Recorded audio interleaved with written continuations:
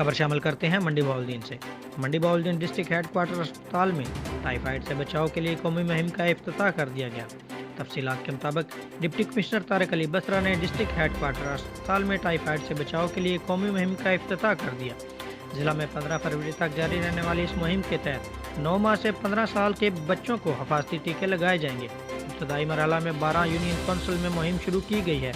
इस मौका पर CEO health doctor Mohammad Ilyas, MS doctor Umar Murtaza Pracha भी मौजूद थे।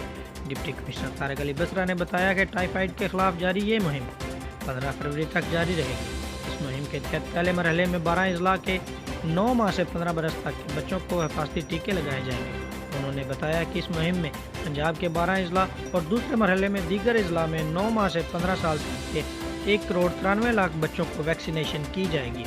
इसी तरह जिला मंडी बहाउद्दीन में 92,000 से ज़ायद बच्चों की वैक्सीनेशन की जाएगी। अब तक के लिए इतना ही। मज़ीद खबरों और अपडेट्स के लिए देखते रहें PNC।